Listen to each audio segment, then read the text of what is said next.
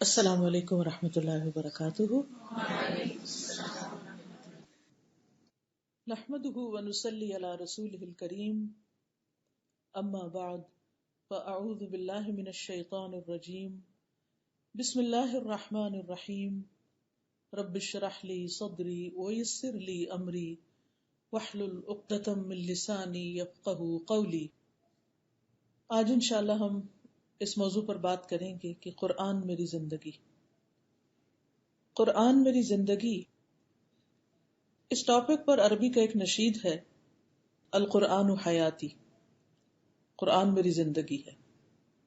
اور نشید بہت ہی خوبصورت ہے، اور میرے فون کی جو رنگ ٹون ہے اس میں بھی جب کوئی مجھے فون کرتا ہے تو یہی آواز آتی ہے. اور مجھے پرسنلی تو ایسے ہی لگتا ہے کہ جیسے قرآن ہی نے مجھے زندہ رکھا ہوا ہے، کیونکہ یہ زندگی ایک بہت بڑا امتحان ہے. اس میں انسان کی مختلف ذمہ داریوں کو نبھانا، انسانوں کے حقوق کو نبھانا، مختلف لوگوں کے ساتھ معاملہ کرنا، مختلف کام کرنا، یہ سب کچھ ایک بہت بڑا امتحان ہے ہمارے لیے کہ ہم اس میں سیدھی راہ پر رہیں. اور سیدھے راستے پر کوئی رہ نہیں سکتا جب تک کہ وہ قرآن کو نہ تھام کے چلے. رسول اللہ صلی اللہ علیہ وسلم نے فرمایا تھا، میں تم میں دو چیزیں چھوڑے جا رہا ہوں، تم ہرگز گمراہ نہ ہوگے جب تک تم ان دونوں کو مضبوطی سے تھام کر رکھو گے، ایک اللہ کی کتاب اور دوسرے اس کے نبی کی سنت. یہ دو چیزیں ہماری ہدایت کا ذریعہ ہیں اور ہمیں سیدھے راستے پر رکھ سکتی ہیں. وہ سیدھا راستہ جس کے لیے ہم ہر نماز کے اندر دعا کرتے ہیں، اہدنا الصراط المستقیم، کہ ہمیں سیدھے راستے کی ہدایت عطا فرما، وہ راستہ جس پر ہم چلیں اور اللہ سبحانہ و تعالیٰ کے انعام یافتہ بندوں میں شامل ہو جائیں. صراط الذین انعمت علیہم، اور اللہ کے غضب سے بچ سکیں اور بھٹکنے سے بچ سکیں، پریشانیوں سے بچ سکیں، اور اللہ کو راضی کرتے ہوئے اس اپنے اصل گھر میں جو اللہ نے انسانوں کے لیے تیار کیا ہے جنت کی شکل میں، اس تک پہنچ سکیں. حقیقت یہ ہے کہ کچھ لوگ زندہ ہیں لیکن ان کے دل مردہ ہوتے ہیں کیونکہ ان دلوں میں قرآن نہیں ہوتا. اسی طرح کچھ لوگ بظاہر مر جاتے ہیں، دنیا سے چلے جاتے ہیں، لیکن وہ لوگوں کے دلوں میں زندہ رہتے ہیں، اور وہ دین ہی کی وجہ سے، ایمان کی وجہ سے. صحابہ کرام کے بارے میں جب ہم پڑھتے ہیں، سنتے ہیں، تو ہمارے دل ان کی محبت سے بھر جاتے ہیں، ہمارے دلوں میں ایک خاص قسم کی خوشی پیدا ہوتی، ہم اپنے آپ کو ان سے کنیکٹ کر سکتے ہیں. کیوں؟ آخر کس وجہ سے؟ ہمارا ان سے کیا رشتہ ہے؟ ہم تو ان کی قوم میں سے بھی نہیں، ہم تو ان کے رشتہ دار بھی نہیں، ہم تو شاید ان کی اولاد میں سے بھی نہیں. پھر وہ محبت کی وجہ، وہ احترام کی، عقیدت کی، ہمارے دلوں کے اندر ایک خاص کیفیت پیدا ہو جاتی ہے جب ہم ان کے تذکرے پڑھتے ہیں. تو اس کی بنیادی وجہ کیا ہے؟ اس کی بنیادی وجہ یہی ہے کہ وہ اللہ کے انعام یافتہ بندوں میں سے تھے، اس سیدھے راستے پر چلنے والے تھے جنہوں نے قرآن کو تھام کر رکھا، نبی صلی اللہ علیہ وسلم کی سنت پر خوشی سے عمل کیا، آپ کا ساتھ دیا، آپ کی مدد کی، اور آپ کے لائے ہوئے دین کو آگے دنیا تک پہنچایا، اور اس کے لیے کسی بھی چیز کی پرواہ نہیں کی، نہ اپنے جان کی، نہ مال کی، نہ اولاد کی. آپ کو اور آپ کے پیغام کو ہر چیز سے آگے رکھا، اور یہی ان کے مومن ہونے کی بھی دلیل ہے. تو آج ہم بھی مسلمان ہیں، ہم بھی آپ کی امت میں سے ہیں. ہم بھی چاہتے ہیں کہ قیامت کے دن آپ ہماری شفاعت کریں. ہم چاہتے ہیں کہ ہم قیامت کے دن آپ کے ساتھ اٹھائے جائیں، آپ کے ہاتھوں حوض کوثر سے پانی پلائے جائیں، جنت میں ہم آپ سے ملاقات کر سکیں، آپ کے قریب ہو سکیں. تو اس کے لیے ضروری ہے کہ ہم آپ کے لائے ہوئے پیغام کو تھام لیں. اللہ سبحانہ وتعالیٰ نے ہم سب پر احسان کیا رسول اللہ صلی اللہ علیہ وسلم کو بھیج کر. اللہ تعالیٰ فرماتے ہیں، لقد من اللہ علی المؤمنین، البتہ تحقیق اللہ نے مومنوں پر احسان کیا ہے. اللہ تعالیٰ خود اس کو احسان بتاتے ہیں.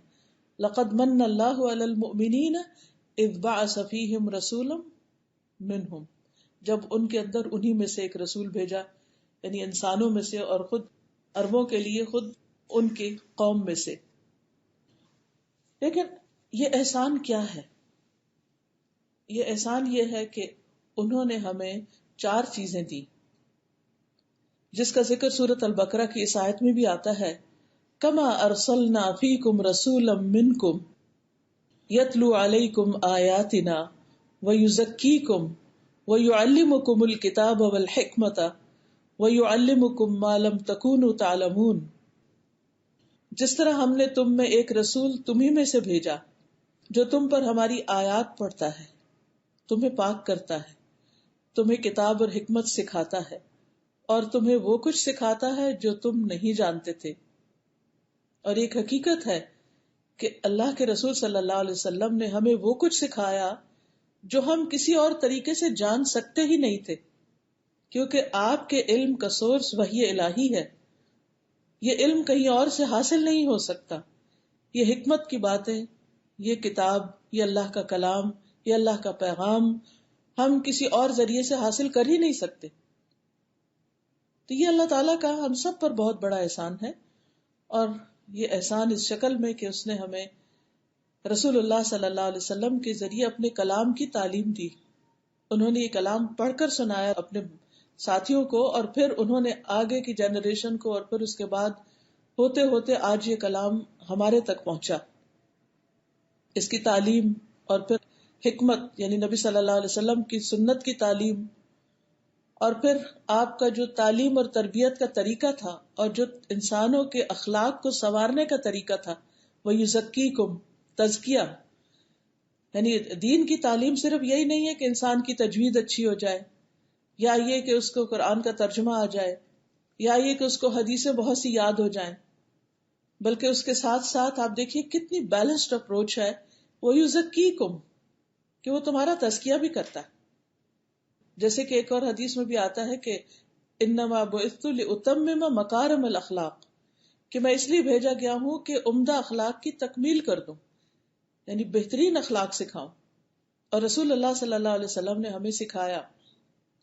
تو اس لیے ہم سب کچھ بھی ہوں، کسی بھی کیپیسٹی میں، کچھ بھی پڑھے ہوئے، کسی بھی مقام پر، ہمارے لیے لازم ہے کہ اگر ہم اپنے آپ کو سنوارنا چاہتے ہیں، ہم اپنا تزکیہ کرنا چاہتے ہیں، ہم حکمت کی باتیں سیکھنا چاہتے ہیں، تو ہم کیا پڑھیں؟ قرآن کو پڑھیں، سنت کو پڑھیں. میں دیکھ رہی تھی کہ اس وقت دنیا میں سب سے زیادہ جن کتابوں کی ڈیمانڈ ہے، جو بیسٹ سیلرز شمار ہوتی ہیں، وہ عام طور پر وہ کتابیں ہیں جس میں انسانوں کی پرسنل گرومنگ کی جاتی ہے، یا ان کو یعنی ایک بہترین انسان بننے کے طریقے ان کو سکھائے جاتے ہیں، یا ان کے ساتھ مختلف لوگوں کی وزڈم شیئر کی جاتی ہے. آپ دیکھیے کہ آپ ہی کے ایک انڈیا کے ہیں جن کا نام شرما آتا ہے، ساتھ پورا نام نہیں مجھے یاد اس وقت، ان کی شاید 8 کتابیں جو ہیں وہ ملینز میں تقسیم ہوئی ہیں اور ملینز میں خریدی گئی ہیں، بیسٹ سیلر ہے. ایک ایک کتاب کئی ملین کے طور پر چھپتی ہے. تو میں دیکھ رہی تھی ایک کتاب کسی نے مجھے ان کی دی، تو میں اس کو پڑھ کر دیکھ رہی تھی کہ آخر اس کتاب میں کیا ہے کہ اتنے ملین یہ کتاب بکی ہے. تو مجھے یہی احساس ہوا کہ لوگوں کے اندر اچھی باتیں جاننے کا شوق ہے، لوگوں کے اندر اچھی کتابیں پڑھنے کا اور حکمت کی باتیں جاننے کا شوق ہے. لیکن جب میں نے اس کتاب کے کچھ چیپٹرز پڑھے تو میں نے دیکھا کہ کتاب کا سورس مختلف فلاسفرز ہیں، مختلف دنیا کے جو اچھے سوچنے والے اچھے تھنکرز ہیں، ان کے کوٹیشنز ہیں، اور ان کی کتابیں پڑھ پڑھ کر انہوں نے ایک نئے انداز میں یہ کتاب لکھی ہے. جہاں مجھے ایک طرف اس بات کا احساس ہوا کہ لوگوں کے اندر اتنی پیاس ہے کہ ان کو خیر کی بات پتہ چلے، دوسری طرف اس بات پر بہت افسوس بھی ہوا کہ کسی مسلمان نے آج تک ایسی کتابیں نہیں لکھی کہ جو قرآن اور سنت کی حکمت پر مبنی ہو، جو عام لوگوں کے فہم اور عام لوگوں کی سمجھ کے مطابق ہو، اور پھر وہ بھی ملینز میں بکیں. ہماری دینی کتابیں زیادہ سے زیادہ کتنی بکتی؟ اول تو چھاپتے ہی کم ہیں، اور اگر چھاپ بیٹھے تو ان کو کوئی خریدنے والا نہیں ہوتا، اور پھر وہ ہم فری ایک دوسرے کو بانٹتے رہتے ہیں کہ کسی طرح لوگ لے لیں. بنیادی وجہ کیا ہے؟ کیونکہ ہم نے اپنے دین کو اس طرح پریزنٹ نہیں کیا. کیوں نہیں کیا؟ کیونکہ ہمارا جو پڑھا لکھا طبقہ ہے، جو ذہین طبقہ ہے، جو علم رکھنے والا طبقہ ہے، اس نے اپنے ٹیلنٹ کو کیش کیا ہے، اپنے محنت اور اپنی ساری کوششوں کو دنیا کے پیچھے لگا دیا، جس کے نتیجے میں ان کی دنیا کی زندگی تو آسان ہو گئی، لیکن آخرت کے بارے میں کم ہی سوچا. ایک ایک ڈگری کرنے میں کئی کئی سال چاہیے ہوتے ہیں، اور پھر صرف یہ نہیں کہ آپ ایک ڈگری کر کے پھر بیٹھ جاتے ہیں. آپ کو ہمیشہ اس علم کے ساتھ، اگر آپ اچھے پروفیشن میں ہیں تو آپ کو ساتھ ساتھ اپڈیٹ کرنا پڑتا ہے اپنے آپ کو. لیکن افسوس یہ کہ ہم میں سے بہت کم لوگوں نے قرآن کے ساتھ، حکمت کے ساتھ، اللہ سبحانہ وتعالیٰ کے بھیجے ہوئے اس علم کے ساتھ وہ وقت نہیں لگایا، اس کے ساتھ وہ کوشش نہیں کی، اس کو دنیا کے سامنے اس شکل میں پریزنٹ نہیں کیا کہ واقعی ہم بیسٹ سیلرز ہو جائیں. یعنی اپنے دین کو لوگوں تک لے جانے میں، یعنی اس کا مطلب یہ نہیں کہ ہم دین بیچنے والے بن جائیں، مطلب یہ ہے کہ ہم دین کو اس شکل میں آگے لے کر جائیں کہ واقعی لوگ اس کو اپنی ضرورت سمجھ کر اپنا لیں. ہمیں تو اللہ سبحانہ تعالیٰ نے پیدا اس لیے کیا تھا کہ ہم دنیا کے سامنے حق کی تعلیم کو رکھیں. وَكَذَلِكَ جَعَلْنَاكُمْ أُمَّةً وَسَطًا لِتَكُونُوا شُهَدَاءَ عَلَى النَّاسِ، کہ ہم ساری انسانیت کے سامنے حق کے گواہ بنے. لیکن ہم کیا گواہی دے رہے ہیں اپنے عمل کے ساتھ، یا اخلاق کے ساتھ، یا علم کے ساتھ، یا حکمت کے ساتھ، یا لکھ کر یا بول کر یا کسی بھی طریقے سے. تو یہ ہم سب کا فریضہ بنتا ہے کہ ہمارے پاس جو اتنا بڑا حکمت کا خزانہ ہے اس کو ہم خود بھی پڑھیں، اس کے ساتھ اپنی زندگی گزاریں. یہ نہیں کہ صرف ایک کورس کر لیں یا صرف ایک کچھ کلاسز اٹینڈ کر لیں، نہیں، اس کو اپنی زندگی کا ایک ایسا ہی حصہ بنا لیں جیسے ہم نے کھانے پینے کو اور باقی چیزوں کو اپنی زندگی کا حصہ سمجھ رکھا ہے. کیونکہ یہی وہ کتاب ہے جس کی وجہ سے انسان اللہ تعالیٰ کو پہچانتا ہے. اللہ کی معرفت، اللہ کی پہچان اس کے بغیر ہو ہی نہیں سکتی. قرآن مجید میں آتا ہے انما یخشی اللہ من عبادہ العلماء ان اللہ عزیز غفور. اس کے بندوں میں سے، یعنی اللہ سے، تو اس کے بندوں میں سے صرف علم والے ہی ڈرتے ہیں. کسی کا ڈر کب ہوتا ہے؟ صرف اس وقت ڈر ہوتا ہے جب انسان اس کی قوت اور قدرت کو پہچانتا ہے. تو آج لوگوں کے دلوں میں اللہ کا ڈر کیوں نہیں؟ کیوں غلط کام کرتے، اور خصوصاً اپنی تنہائی میں؟ اس لیے کرتے ہیں کیونکہ اللہ کو پہچانتے نہیں. تو جب انسان اللہ کو پہچانتا ہے تو پھر اللہ سے ڈرتا بھی ہے، اور جب انسان اللہ سے ڈرتا ہے تو سب کے سامنے بھی اور تنہائی میں اکیلے بھی وہ کام کرتا ہے جس سے اللہ سبحانہ وتعالی راضی ہو جائے. سورۃ فاطر میں اللہ تعالیٰ فرماتے ہیں ان الذین یتلون کتاب اللہ واقاموا الصلاۃ وانفقوا مما رزقناہم سرا وعلانیۃ یرجون تجارۃ لن تبور. بے شک جو لوگ اللہ کی کتاب پڑھتے ہیں اور نماز قائم کی انہوں نے، یعنی پڑھنے کے بعد پھر عمل بھی کیا، وانفقوا مما رزقناہم، اور جو کچھ ہم نے انہیں دیا اس میں سے انہوں نے خرچ کیا، سرا وعلانیۃ، چھپا کے بھی اور ظاہر کر کے بھی، یرجون تجارۃ لن تبور، وہ ایک ایسی تجارت کی امید رکھتے ہیں جو کبھی بھی برباد نہ ہوگی. آپ دیکھیں دنیا میں کوئی بھی بڑے سے بڑا بزنس کر لو تو اس کا انجام کیا ہوتا ہے، نتیجہ کیا نکلتا ہے؟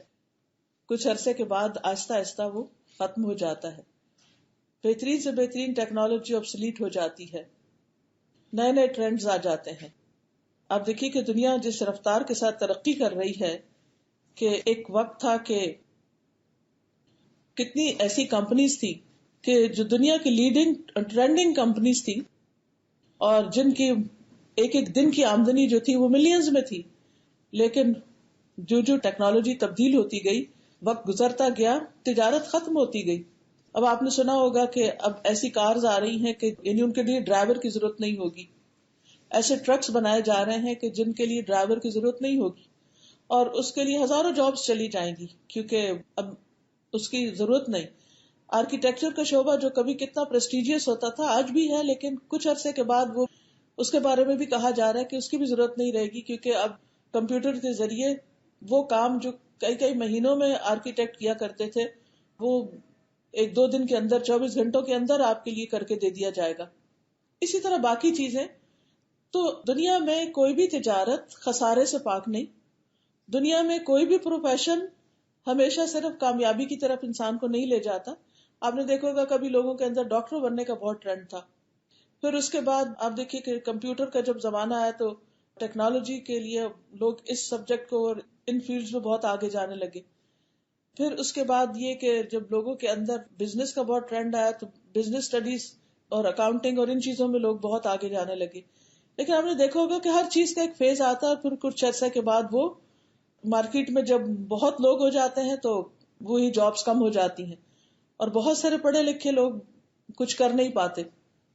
کینیڈا میں، امریکہ میں بہت سے ایسے لوگ جو بائی پروفیشن ہائیلی ایجوکیٹڈ بھی ہیں لیکن جاب نہیں ملی تو کوئی ٹیکسی چلا رہا ہے اور کوئی اسی طرح کی اور جابز کر رہا ہے.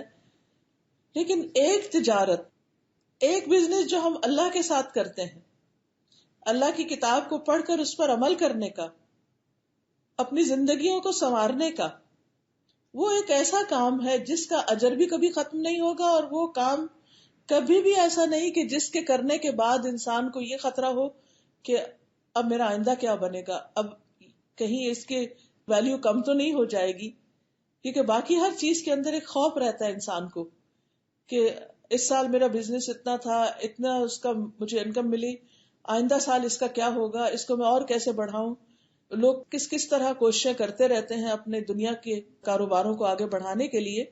لیکن آپ دیکھیے سورۃ فاطر کی ان آیات پہ غور کیجئے کہ ان الذین یتلون کتاب اللہ واقاموا الصلاة وانفقوا مما رزقناہم سرا وعلانیۃ یرجون تجارۃ لن تبور. جو لوگ اللہ کی کتاب پڑھتے ہیں اور پھر نماز قائم کرتے ہیں اور اللہ کے دیے ہوئے رزق میں سے ظاہری اور باطنی طور پر خرچ کرتے ہیں، وہ ایسی تجارت کی امید رکھتے ہیں جو کبھی برباد نہیں ہوگی، اس کا اجر کبھی کم نہیں ہوگا. تو یہ قرآن ایک ایسی چیز ہے، نبی صلی اللہ علیہ وسلم کی لائی ہوئی تعلیم ایسی چیز ہے کہ جس میں فائدہ ہی فائدہ ہے.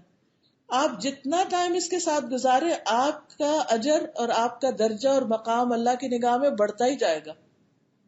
باقی جتنے بھی سٹڈیز ہیں ٹھیک ہے، وقتی طور پر ان کا فائدہ ہوتا ہے، لیکن کیا ہوتا ہے کچھ عرصے کے بعد پھر نئی نئی چیزیں آ جاتی ہیں، پھر وہ پچھلا پڑا ہوا کام نہیں آتا، اور پڑھا جائے اور پڑھا جائے. لیکن اس کتاب کے اندر اگر آپ اس کو پڑھتے رہے تو زندگی بھر کے لیے آپ کو ہر روز ایک نئی روشنی اور آپ کے سوالوں کے جواب اور آپ کی زندگی میں جو مشکلات آتی ہیں ان کا حل ساتھ کے ساتھ آپ کو ملتا رہے گا. اور پھر سب سے بڑی بات یہ ہے کہ اس کتاب کو پڑھ کر انسان کا ایمان بڑھتا ہے، اللہ سے محبت بڑھتی، اللہ کا قرب بڑھتا ہے. اور جب اللہ کا قرب بڑھتا ہے انسان کی زندگی میں، جب اللہ تعالیٰ کی پہچان ہوتی ہے تو سارے غم دور ہو جاتے ہیں. اب دیکھیے ہر چیز آؤٹ ڈیٹڈ ہو جاتی ہے، لیکن اللہ کی ذات وہ کبھی بھی قدیم نہیں ہو سکتی، کبھی پرانی نہیں ہو سکتی، کبھی ختم نہیں ہو سکتی. ہر چیز ختم ہونے والی، جو چاہے آپ اکٹھا کر لیں، جس چیز سے محبت ہے اس کو جمع کر لیں، لیکن وہ ہمیشہ ساتھ نہیں رہے گی. نہ مال، نہ اولاد، نہ ہمارے گھر بار، اور نہ یہ رونقیں اور نہ یہ دنیا کی زینت، سب کچھ جانے والا ہے. لیکن اگر اللہ کا ساتھ ہے، اس کی کتاب کا ساتھ ہے، تو یہ وہ واحد چیز ہے کہ جو کبھی بھی آپ کو چھوڑے گی نہیں. اس کو دوست بنا لیجئے، اس کو پکڑ لیجئے اور ساری زندگی کے لیے پکڑ لیجئے، پھر آپ دیکھیں کہ زندگی کتنی خوشگوار ہوتی ہے. کیونکہ جو انسان قرآن پڑھتا ہے انسان کا ایمان بڑھتا جاتا ہے. اللہ سبحانہ وتعالیٰ سورۃ الانفال میں فرماتے ہیں انما المؤمنون الذین اذا ذکر اللہ وجلت قلوبہم وَإِذَا تُلِيَتْ عَلَيْهِمْ آيَاتُهُ زَادَتْهُمْ إِيمَانًا وَعَلَى رَبِّهِمْ يَتَوَكَّلُونَ. سچے مومن تو وہ ہیں کہ جب ان کے سامنے اللہ کا ذکر کیا جائے تو ان کے دل کانپ اٹھتے ہیں، ان کے دل ہل کر رہ جاتے ہیں، اور جب اللہ کی آیات انہیں سنائی جائے تو ان کا ایمان بڑھ جاتا ہے اور وہ اپنے رب پر بھروسہ کرتے ہیں. یاد رکھیے کہ دین کا کام ہو، دنیا کا کام ہو، جب تک انسان اللہ پر بھروسہ نہیں کرتا آگے نہیں بڑھ سکتا. جندب بن عبداللہ کہتے ہیں کہ ہم نے ایمان سیکھا پھر ہم نے قرآن سیکھا جس سے ہمارے ایمان میں اضافہ ہوا. یعنی انسان ایمان لاتا ہے، لیکن اس ایمان کو کیا چیز نرش کرتی ہے، کیا چیز اس کو بڑھاتی ہے، اس کے پھل پھول کیسے آتے ہیں، وہ قرآن کے ذریعے آتے ہیں. ورنہ حدیث میں آتا ہے کہ ایمان بھی پیٹوں میں ایسے پرانا ہو جاتا ہے جیسے کپڑا پرانا ہو جاتا ہے. کوئی بھی پودا اگر آپ اس کو پانی نہیں دیں، اس کی کیئر نہیں کرے، تو وہ بڑھ نہیں سکتا. آپ نے لا الہ الا اللہ پڑھا، آپ مسلمان گھرانے میں پیدا ہوئے، آپ روٹین میں نماز روزہ بھی کر رہے ہیں، لیکن آپ نے دیکھا ہوگا کہ وہ ایسی روٹین بنتی ہے کہ وہ بے روح سی ہو جاتی ہے. وہ عبادت بھی، اس عبادت میں بھی روح کس سے پڑتی؟ قرآن و سنت کے ساتھ تعلق رکھنے سے ہی پڑتی.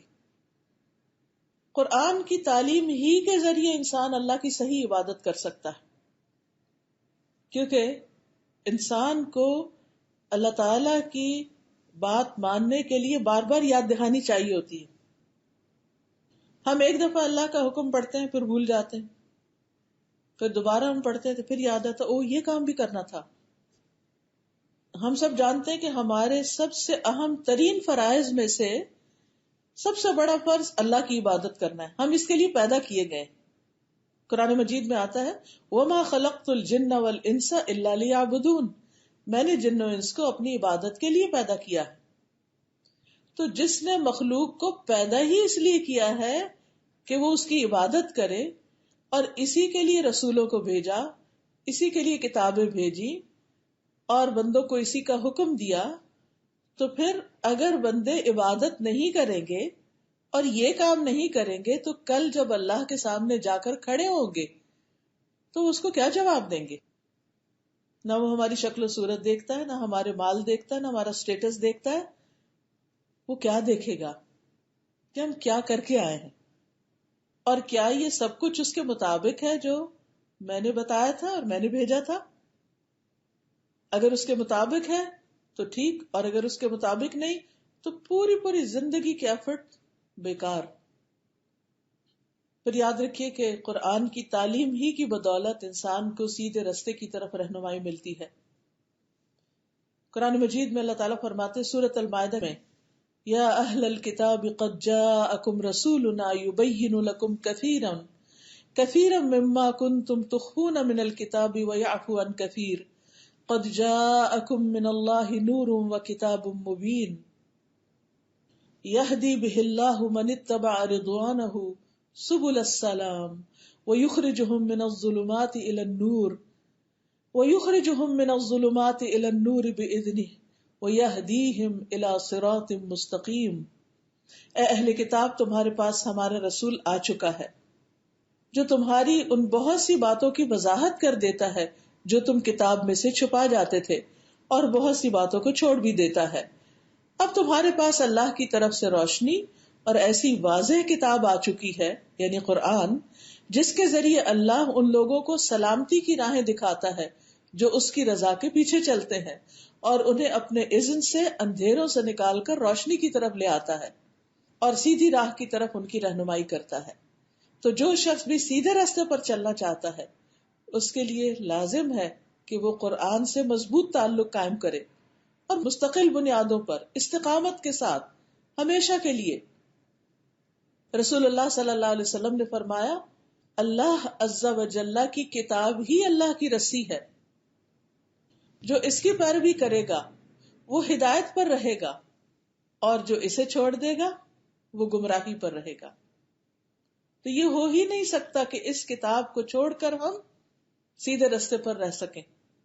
علامہ اقبال نے کہا تھا نا کہ چمے گویم مسلمانم بلرزم کہ می دانم مشکلات لا الہ را. جب میں کہتا ہوں کہ میں مسلمان ہوں تو میں کانپ اٹھتا ہوں، کیونکہ مجھے معلوم ہے کہ مسلمان ہونے کی مشکلات کیا کیا ہیں.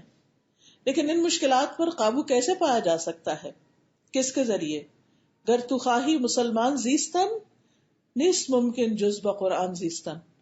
اگر تم واقعی چاہتے ہو کہ مسلمان بن کے زندہ رہو تو یہ ممکن ہی نہیں کہ قرآن کے بغیر صحیح مسلمان بن سکو. تو صحیح رستے پر چلنے کے لیے اللہ کی اس رسی کو تھامے رکھنا بہت ضروری ہے. سورۃ الاسراء میں اللہ تعالیٰ فرماتے ہیں ان ھذا القرآن یہدی للتی ہی اقوم ویبشر المؤمنین الذین یعملون الصالحات ان لہم اجرا کبیرا. یہ قرآن تو وہ راستہ دکھاتا ہے جو سب سے سیدھا ہے، اقوم سب سے زیادہ درست، اور جو لوگ ایمان لاتے ہیں اور نیک عمل کرتے ہیں انہیں بشارت دیتا ہے کہ ان کے لیے بہت بڑا اجر ہے. یعنی جو اس کتاب کو مان جائیں اور اس پر عمل کریں ان کے لیے خوشخبری، گڈ نیوز کہ ان کا اجر بہت بڑا ہے، ان کا ریوارڈ بہت بڑا ہے. یعنی کام ہم وہی کر رہے ہیں، لیکن اگر قرآن کی تعلیم کی روشنی میں ہم کریں گے تو ہمارے انہی کاموں کا ریوارڈ بہت بڑا ہو جائے گا، کیونکہ ہماری نیت اچھی ہو جائے گی، ہمارا طریقہ اچھا ہو جائے گا، ہمارا اخلاق اچھا ہو جائے گا، اور پھر اس کا اجر بھی اتنا ہی زیادہ اچھا ہو جائے گا.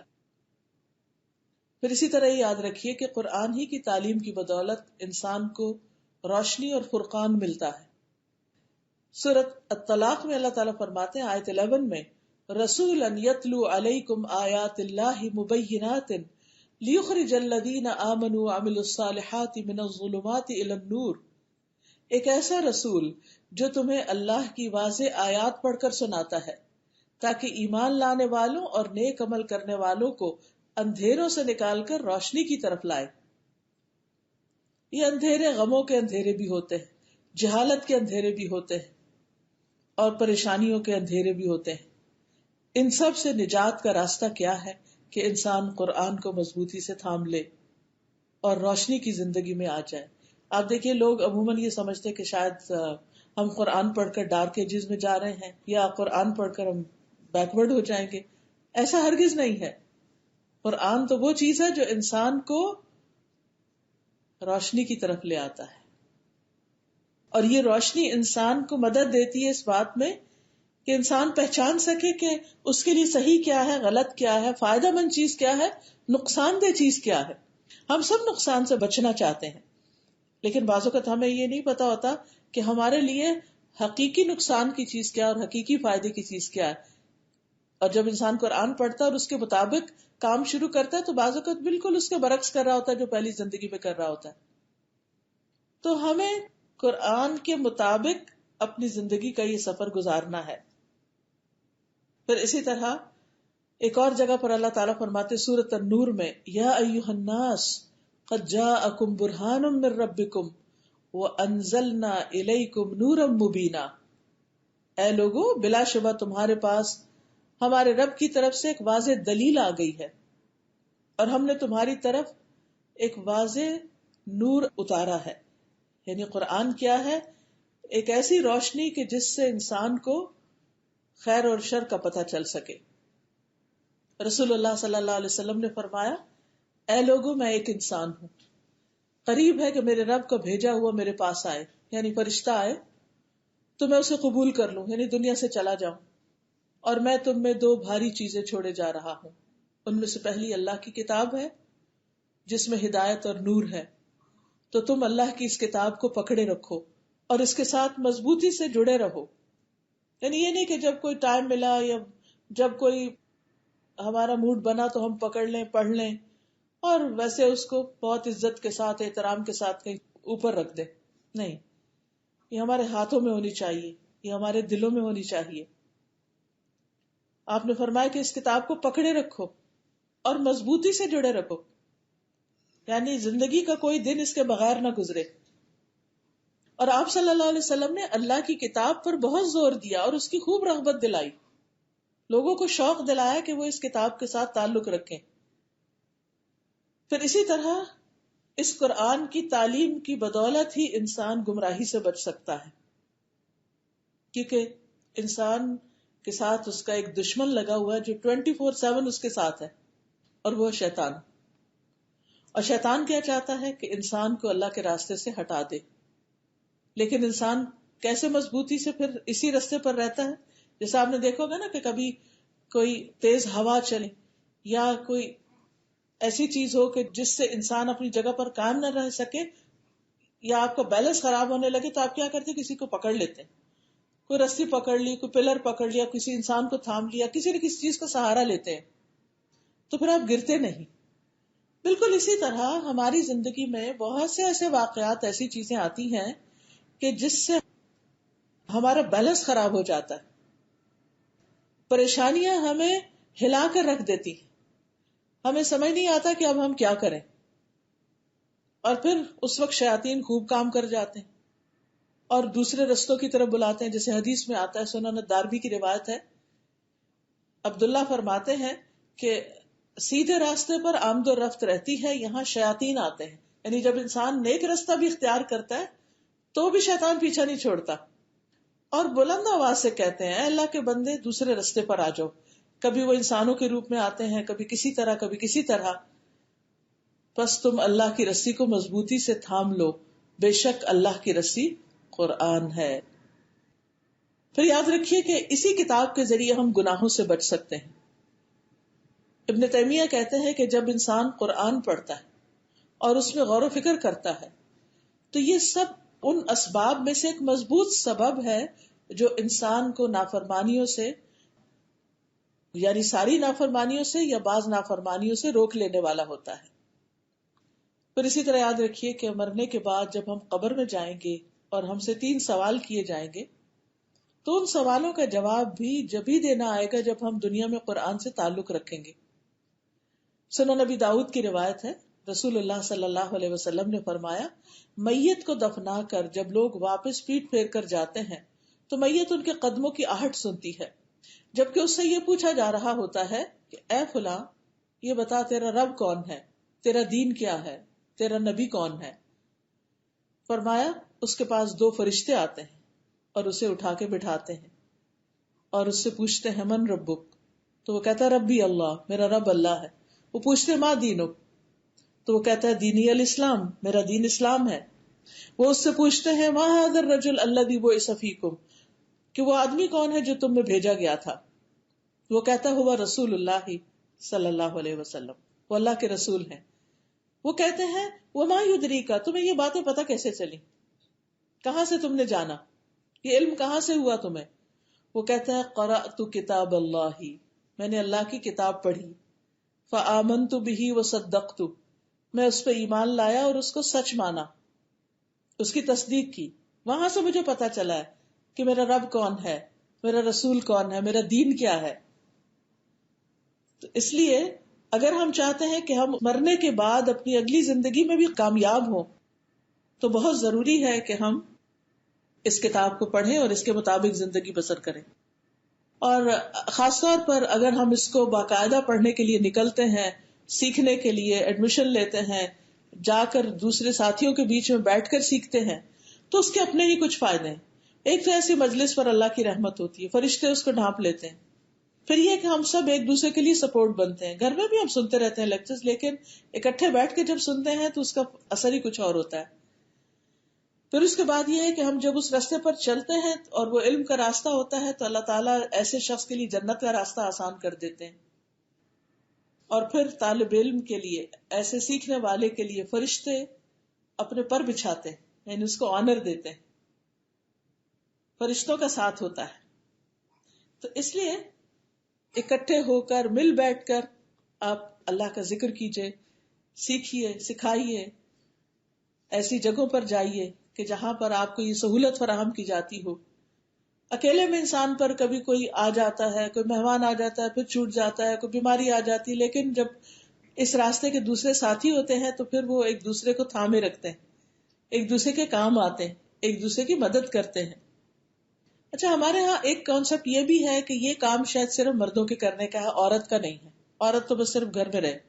اچھی بات ہے، رہے، آرام کرے، مزے کرے، اچھے اچھے کھانے پکائے، کھائے، سوئے، اور جو بھی گھر کے کام کاج ہیں، پھر وقت بچے تو شاپنگ چلی جائے. عام طور پر لوگ ان چیزوں میں بڑے خوش رہتے ہیں. اور دنیا کے اب یہ شادی آ رہی ہے، اب یہ فلاں کی پارٹی آ رہی ہے، اب اس پر یہ پہننا ہے، یہ کھانا ہے، یہ بنانا ہے، گھر کو یوں سجانا ہے، اور ساری زندگیاں اسی میں گزر جاتی. لیکن آپ نے دیکھا ہوگا کہ پھر ہوتا کیا ہے، ان گھروں کا کیا ہوتا ہے. میں جب اپنی امی ابا کے گھر کے بارے میں سوچتی ہوں تو میں صرف سوچتی ہی رہ جاتی ہوں. ہم 12 بہن بھائی تھے اور ہمارے گھر میں اتنی چہل پہل ہوتی تھی، اتنی چہل پہل ہوتی تھی کہ کسی وقت بھی ایسا نہیں ہوتا تھا کہ کوئی خاموشی ہو. کوئی نہ کوئی آ رہا ہے، کوئی جا رہا ہے، کوئی کھا رہا ہے، کوئی پڑھ رہا ہے، کوئی کھیل رہا ہے، کوئی کچھ کر رہا ہے، کوئی کچھ کر رہا ہے. اور اسی طرح رشتے دار بھی آ رہے ہیں جا رہے ہیں. ہمارے گھر کا دروازہ صبح جو کھلتا تھا تو رات 10 بجے بند ہوتا تھا. ہر وقت کچھ نہ کچھ گہما گہمی. اور جب سب بہن بھائی پڑھنے چلے گئے، شادیاں ہو گئی ادھر ادھر، اس وقت جب جانے کا اتفاق ہوا تو اس قدر خاموشی گھر میں، ہمارے والدین کی زندگی میں ہی اس گھر میں اتنی خاموشی ہو گئی تھی کہ ایک طرح سے وحشت سی آتی تھی کہ یہ وہی گھر ہے. کیونکہ ہم سوچ بھی نہیں سکتے تھے کہ یہ گھر کبھی ایسے بھی ویران ہوگا. کہاں اس میں کلاسز ہو رہی ہیں، قرآن پڑھا جا رہا ہے، ہم سب بہن بھائی پڑھ رہے ہیں، صبح پڑھ رہے ہیں، شام پڑھ رہے ہیں، کوئی یہاں بیٹھ کے پڑھ رہا ہے، کوئی وہاں بیٹھ کے کچھ کر رہا ہے. خاموشی، کچھ بھی نہیں رہا. لیکن الحمدللہ میری والدہ جو ہیں ان کو اللہ نے پڑھنے کا شوق دیا، اور آج تک وہ باقاعدہ کلاسز میں جاتی ہیں، سیکھتی ہیں. ان کی عمر ماشاءاللہ 74-75 ہو گئی ہے، لیکن باقاعدہ وہ جا کر سیکھتی.